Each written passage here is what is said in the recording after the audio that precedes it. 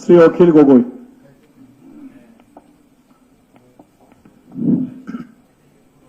মাননীয় অধ্যক্ষ মহোদয়, অসম বিধানসভাৰ প্ৰক্ৰিয়া আৰু কাৰ্য পৰিচালনাৰ নিয়মাৱলী 23(2)ৰ অধীনত মই মোৰ এই প্ৰস্তাৱ উত্থাপন কৰিছো। শিৱসাগৰক ৰাজ্যিক ঐতিহ্য ক্ষেত্ৰ বা ৰাজ্যিক ঐতিহ্য নগৰৰূপে ঘোষণাৰ প্ৰস্তাৱ। 1. শিৱসাগৰ অসমৰ ইতিহাসৰ সোণালী যুগৰ সৰ্বশ্ৰেষ্ঠ স্মাৰক। শিৱসাগৰ অজস্ৰ ঐতিহ্যশালী আৰু ঐতিহ্যশালী জাতীয় ঐতিহ্যৰ লগত জড়িত সম্পদৰে ভৰপূৰ। শিৱসাগৰ অসমৰ এক অদ্বিতীয় স্থান, যিয়ে অসমীয়া জাতিৰ ইতিহাস, ঐতিহ্য আৰু স্বাভিমানক ইমান সাৰ্থকভাৱে প্ৰতিফলিত কৰে। শিৱসাগৰত 151টা ঐতিহাসিক আৰু ঐতিহ্যপূৰ্ণ সম্পদ আছে। সেইবোৰ কীৰ্তিচিহ্নৰ সংখ্যা এনেধৰণৰ: শিৱসাগৰ ৰাজচক্ৰত আছে 114টা, সোণাৰী ৰাজচক্ৰত আছে 109টা, সাপেখাতী ৰাজচক্ৰত আছে 20টা, মাহমৰাত আছে 39টা, নাজিৰাত আছে 194টা, আমগুৰিত আছে 46টা আৰু ডিমৌ ৰাজচক্ৰত আছে 29টা। সৰ্বমুঠ 551টা এনেকুৱা ধৰণৰ কীৰ্তিচিহ্ন আছে, যিটো অসম বা ভাৰতবৰ্ষ বা পৃথিৱীৰ হয়তো কোনো ঐতিহাসিক ঠাইতে এনেকুৱা কীৰ্তিচিহ্ন নাই। ওপৰত উল্লেখ কৰাসমূহ কেৱল কীৰ্তিচিহ্ন। তাৰোপৰি আছে সাংস্কৃতিক সম্পদ, বিহুৰ নিভাঁজ ৰূপ। মই ক'ব খুজিছোঁ যে আজি শিৱসাগৰৰ যি বিহু, আজি যদি নিমাইজানৰ বিহু কোনোবাই শুনে, তেতিয়াহ'লে মই ভাবোঁ যে অসমৰ পুৰণি যি বিহুৰ সুৰ, সেই সুৰ আপোনালোকে আমি শুনিবলৈ পাম। সত্ৰীয়া সংস্কৃতি আৰু বিভিন্ন জনগোষ্ঠীৰ কৃষ্টি। মোৰ নিজৰ সমষ্টিতে যেনেকৈ বিহুৰ একদম পুৰণি সুৰ আছে, তেনেকৈ মিচিঙৰ খুব সুন্দৰ গুমৰাগ আছে। আমি দেখিছোঁ আমাৰ তাত নাগাসকলৰ গাঁও আছে, মণিপুৰী গাঁও আছে, মটকসকলৰ গাঁও আছে, আপোনাৰ খিলঞ্জীয়া মুছলমানসকলৰ গাঁও আছে, আৰু এনেকুৱা বিভিন্ন জাতি জনগোষ্ঠী, টাই ফাকেসকলৰ গাঁও আছে। বিভিন্ন জাতি জনগোষ্ঠীৰ কৃষ্টিৰে ভৰপূৰ হৈ আছে শিৱসাগৰ। আছে অসমৰ নিৰহ নিপানিক গ্ৰাম্য জীৱন, অসমৰ নিজৰ ধৰণৰ বাৰী আৰু গ্ৰাম্য কৃষ্টি।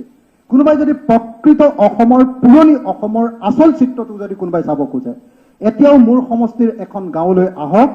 গাঁৱৰ বাৰী কেনেকৈ প্ৰতিষ্ঠা কৰে, মোমাই তামুলী বৰবৰুৱাই যি বাৰী প্ৰতিষ্ঠাৰ নিয়ম প্ৰতিষ্ঠা কৰিছিলে, তাৰ প্ৰকৃত নিভাঁজ ৰূপ চাবলৈ পাব শিৱসাগৰৰ গাঁৱত। ওপৰৰ কীৰ্তিচিহ্নসমূহৰ ঐতিহ্যগত আৰু নন্দনতাত্ত্বিক মূল্য অপৰিসীম, কিন্তু তাতোতকৈ গুৰুত্বপূৰ্ণ কথা হ'ল এইবোৰে অসমীয়া জাতিৰ প্ৰাচীন গৌৰৱ আৰু কাৰ্যকুশলতাৰো সাক্ষ্য বহন কৰি আছে।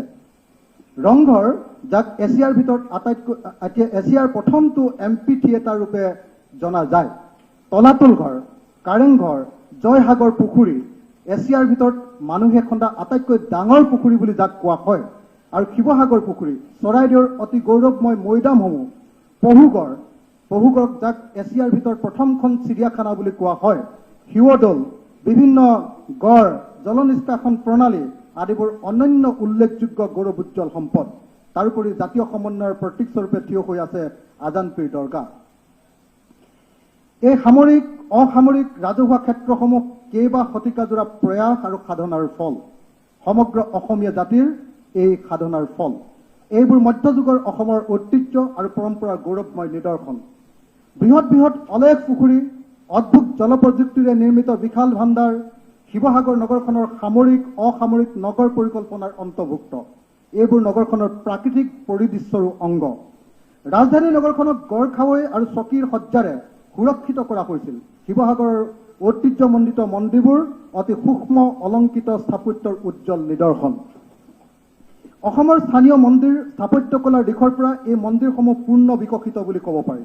এই মন্দিৰ কিছুমানৰ লগত জলপ্ৰণালীও সংযুক্ত হৈ আছে। ঐতিহাসিকসকলৰ মতে শিৱসাগৰৰ এই হিন্দু মূৰ্তিবিদ্যাৰ সৈতে জনজাতীয় মোটিফৰ সংযোগ ঘটিছে। অন্যান্য অট্টালিকাসমূহতো একেই সমন্বিত স্থাপত্যকলাৰ নিদৰ্শন বিদ্যমান। আহোম স্থাপত্যবিদ্যাৰ উৎকৰ্ষৰ চূড়ান্ত নিদৰ্শন এই অট্টালিকাসমূহ। ইয়াত নানাৰঙী সাংস্কৃতিক আৰু ধৰ্মীয় পৰম্পৰাৰ সংমিশ্ৰণ ঘটিছে। গম্বুজ আৰু তোৰণৰ ব্যৱহাৰে ভিন্ন সাংস্কৃতিক পৰম্পৰাৰ সংগ্ৰামৰ উমান দিছে। শিৱসাগৰ নগৰখন চালে দেখা যায় যে স্থানীয় আৰু সৰ্বভাৰতীয় পৰিকল্পনাৰ পৰা আহৃত সাংস্কৃতিক উপাদানৰ সৈতে আহোমৰ ৰাজকীয়, বাণিজ্যিক, সামৰিক আৰু কৃষি সম্পৰ্কীয় উপাদানৰ সংমিশ্ৰণেৰে নিৰ্মিত এখন অনন্য আৰু অতুলনীয় নগৰ হ'ল শিৱসাগৰ। মুঠতে গ্ৰাম্য আৰু নাগৰিক উপাদানৰ সুষম মিশ্ৰণৰ গতিশীল পৰম্পৰাৰে শিৱসাগৰৰ সপ্তদশ আৰু অষ্টাদশ শতিকাৰ ভাৰতবৰ্ষৰ এখন সৰ্বোত্তম ৰাজধানী ৰূপে পৰিগণিত হৈ আছে। আৰ্হি আৰু স্থাপত্যকলাৰ দিশৰ পৰা চালে দেখা যায় ৰংঘৰ নামৰ এই প্ৰাচীন প্ৰেক্ষাগৃহ নিৰ্মাণ কাৰ্যত পাতল ইটা আৰু প্ৰাকৃতিক চিমেণ্ট ব্যৱহাৰ কৰা হৈছিল। সমসাময়িক স্থপতিবিদসকলৰ মতে জৈৱিক সমল ব্যৱহাৰ কৰাৰ বাবে ৰংঘৰৰ ভিতৰ ভাগ এতিয়াও শীতল হৈ থাকে। আহোম সাংস্কৃতিক উৎকৰ্ষতাৰ অন্য এক প্ৰমাণ হ'ল গুড়, মাটিমাহ, শামুকৰ বিজল, চূণশিল, মাছতেল, শালগছৰ এঠা আদিৰে কাৰিকৰসকলে তৈয়াৰ কৰা প্ৰাকৃতিক চিমেণ্ট। ৰংপুৰৰ কাৰেং নামেৰে জনাজাত 7খলপীয়া আহোম ৰাজকাৰেংটো আহোম যুগৰ সৰ্ববৃহৎ প্ৰকল্প। ইয়াত এটা গুপ্ত পথেৰে নদীৰ সৈতে সংযোগ হৈ থকা অন্য এটা 3খলপীয়া কাৰেং পৰৱৰ্তী সময়ত এই ৰাজকাৰেঙৰ সৈতে সংযোগ কৰা হৈছিল। এই কাৰেংসমূহ আহোম ৰাজত্বৰ অন্তিম পৰ্বৰ উত্থান পতনৰ নিৰ্বাক সাক্ষী। যথোপযুক্ত সামগ্ৰী আৰু যথোপযুক্ত প্ৰযুক্তিৰে শিৱসাগৰৰ এই চমৎকাৰ অট্টালিকা আৰু সৌধসমূহক দীৰ্ঘকালীন স্থায়িত্ব প্ৰদান কৰি আহিছে। শিলৰ সাঁকোসমূহ আহোম যুগৰ স্থাপত্য ভাৱনাৰ গুৰুত্বপূৰ্ণ নিদৰ্শন। এইবোৰ উপাদানৰ উপস্থিতিয়ে গড়খাৱৈ আৰু শিৱসাগৰ নগৰক পূৰ্ব ভাৰতৰ ভিতৰতে এখন অতি গুৰুত্বপূৰ্ণ ঠাইলৈ ৰূপান্তৰিত কৰিছে। চৰাইদেউত থকা বিভিন্ন মৈদামসমূহত সৎকাৰৰ প্ৰযুক্তি ইজিপ্তৰ পিৰামিডৰ লগতহে তুলনা কৰিব পাৰি। 2014 চনৰ 15 এপ্ৰিল তাৰিখে ইউনেস্কোৱে এই মৈদামসমূহক বিশ্ব ঐতিহ্য ক্ষেত্ৰৰ অস্থায়ী তালিকাত ইতিমধ্যে অন্তৰ্ভুক্ত কৰিছে। শিৱসাগৰৰ স্থাপত্য ভাস্কৰ্যই বিভিন্ন সময়ত অসম ভ্ৰমণলৈ অহা প্ৰখ্যাত লোকসকলক চমৎকৃত কৰি তুলিছে। ব্ৰিটিছ প্ৰশাসকেই হওক, মোগল সাম্ৰাজ্যৰ পৰা অহা পৰিব্ৰাজকেই হওক বা ইউৰোপৰ পৰা অহা আন লোকসকলেই হওক, ভাৰতীয় লেখকেই হওক, এই স্থাপত্যসমূহৰ আৰ্হি আৰু নিৰ্মাণ শৈলীক প্ৰশংসা নকৰাকৈ কোনেও থকা নাই।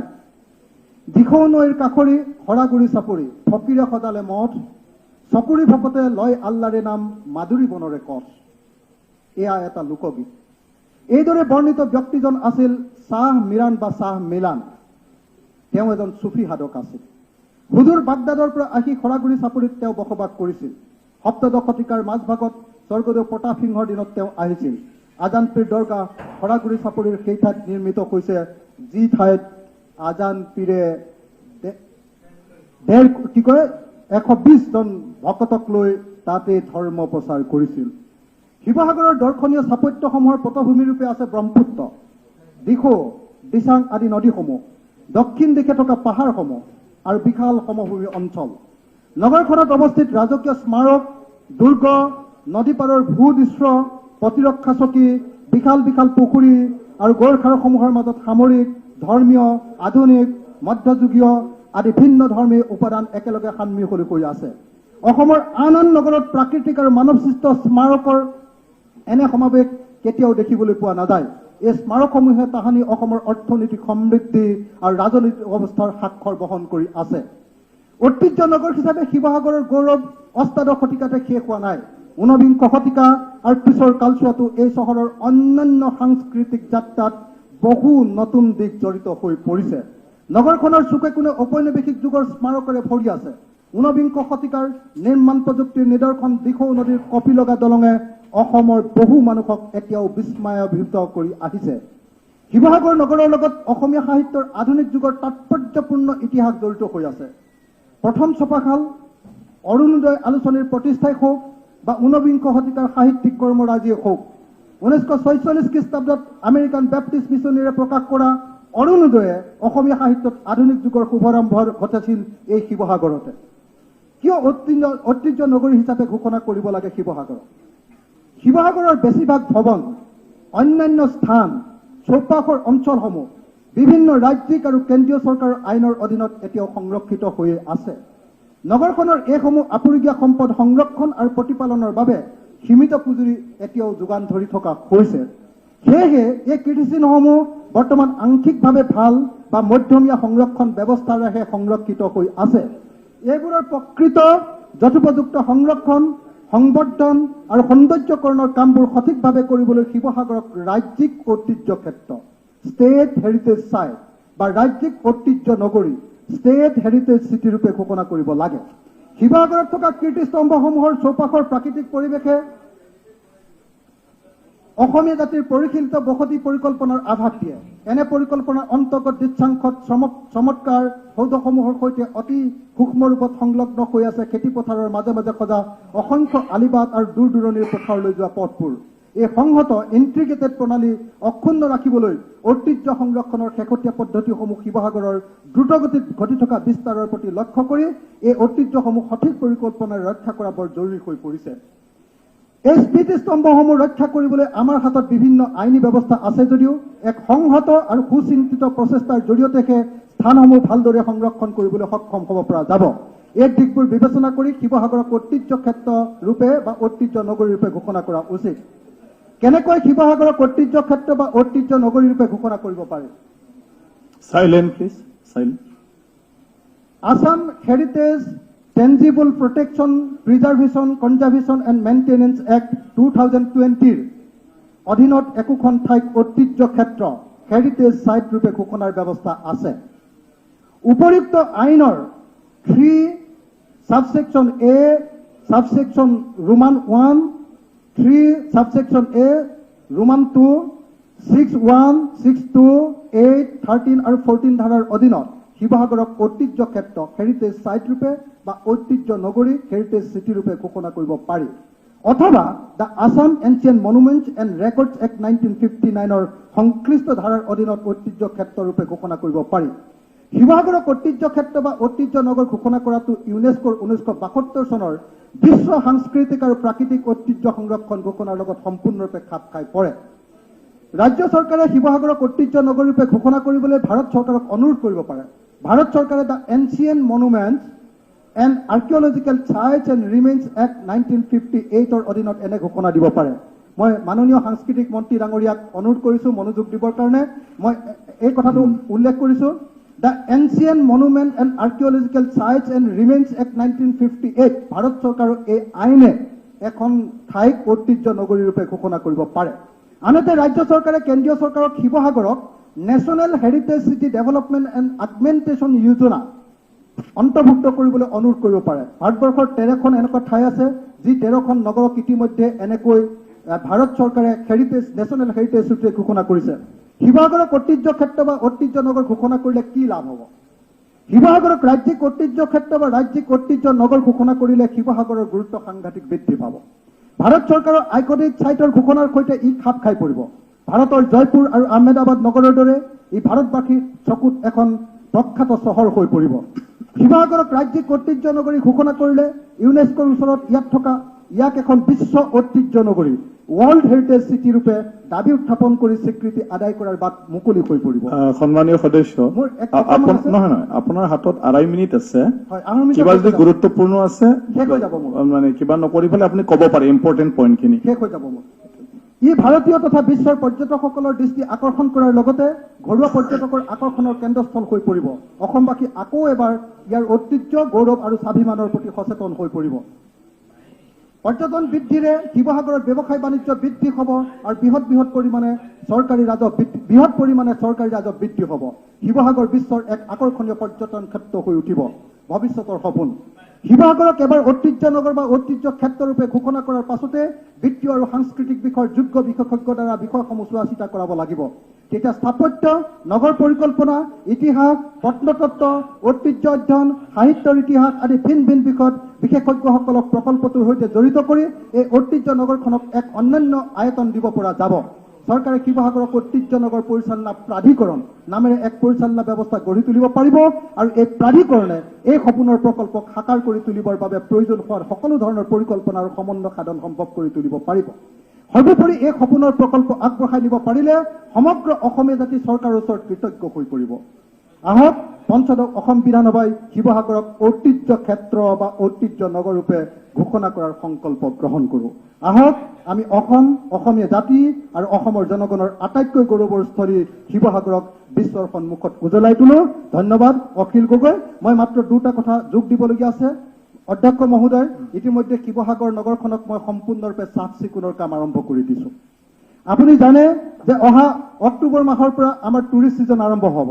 তাৰ আগতে সাংঘাতিক ধৰণৰ পৰিকল্পনা আৰম্ভ কৰিছোঁ আৰু বিশ্বৰ যিকোনো ঠাইৰ পৰা বা ভাৰতীয় টুৰিষ্ট অহাৰ লগে লগে যাতে তাক সঁচাকৈ সন্মান কৰিবলগীয়া আৰু অত্যন্ত আকৰ্ষণীয় স্থানৰূপে গঢ়ি তুলিব পাৰি তাৰ কাৰণে মই বৃহৎ পৰিকল্পনা গ্ৰহণ কৰিছো আৰু আশা কৰিছো যে অসমৰ কাজিৰঙালৈ অহা টুৰিষ্ট তাৰ পাছত মাজুলীলৈ যোৱা টুৰিষ্ট সেই চেইনডাল আমি শিৱসাগৰলৈকে লৈ যাম আৰু শিৱসাগৰৰ পৰা পুনৰ গুৱাহাটীলৈ ঘূৰাই পঠিয়াবৰ কাৰণে যি ধৰণৰ এটা চেইন তৈয়াৰ কৰিব লাগে তাৰ কাৰণে ইতিমধ্যে মই টুৰিষ্ট অপাৰেটৰসকলৰ লগত কথা পতা আৰম্ভ কৰিছো। মই আপোনালোকক এই কথা ক'ব খুজিছো, মোৰ এই সামগ্ৰিক পৰিকল্পনাৰ লগত কেৱল ঐতিহ্যৰ সম্পদ জড়িত হৈ নাথাকিব, তাৰ লগত টুৰিজিমৰ লগত হিউমেন টাচ এটা মই তাতে সংযোগ কৰিব খুজিছো আৰু সেই কাম ইতিমধ্যে আৰম্ভ কৰি দিছো। মই আপোনালোকক অনুৰোধ জনাইছো, অসমৰ সকলো বিধানসভাৰ অধ্যক্ষ মহোদয়, মুখ্যমন্ত্ৰী মহোদয়, আমাৰ সাংস্কৃতিক মন্ত্ৰী মহোদয়, অসমৰ মন্ত্ৰীমণ্ডলী আৰু অসমৰ 126 জন বিধায়কক মই অনুৰোধ জনাইছো, অক্টোবৰ মাহত আপোনালোক সকলো শিৱসাগৰলৈ আহক। আমি নৱেম্বৰ মাহত আসাম ফেষ্টিভেলৰ জৰিয়তে শিৱসাগৰক ভাৰতবৰ্ষৰ সকলো ঠাইৰ মানুহে জানিব পৰাৰ ব্যৱস্থা কৰিব খুজিছো আৰু তাৰ পৰৱৰ্তী সময়ত জানুৱাৰী মাহত আমি গ্ৰাম্য ক্ৰীড়া ফেষ্টিভেল পাতি ইয়াক এখন নতুন ঠাইৰূপে পৰিগণিত কৰিব খুজিছো। আমাৰ সমষ্টি, মই শেষত এটাই বাক্য ক'ব খুজিছো, সাংস্কৃতিক মন্ত্ৰী মহোদয়, মুখ্যমন্ত্ৰী মহোদয় আৰু অধ্যক্ষ মহোদয়, আমাৰ সমষ্টিৰ কাৰণে আপোনালোকে 100 কোটি টকাৰ মাত্ৰ ইনভেষ্টমেণ্ট কৰক। মই আপোনালোকক এইটো নিশ্চয়তা প্ৰদান কৰিব পাৰো যে এই 100 কোটি টকাৰ যদি ইনভেষ্টমেণ্ট হয় তেতিয়াহ'লে বছৰি 1000 কোটি টকাৰ ব্যৱসায় বাণিজ্য আৰু ৰাজহ সংগ্ৰহৰ ব্যৱস্থা আমি কৰি দিব পাৰিম। মই এইখিনি কৈয়ে আকৌ এবাৰ অনুৰোধ কৰিছো যাতে শিৱসাগৰক ঐতিহ্য নগৰী বা ঐতিহ্য ক্ষেত্ৰৰূপে ঘোষণা কৰা হয়, ইয়াত যাতে আজি প্ৰস্তাৱ গ্ৰহণ কৰা হয়, এইখিনিকে কৈ মোৰ বক্তব্য সামৰণি মাৰিছো। জয় আই অসম। ধন্যবাদ।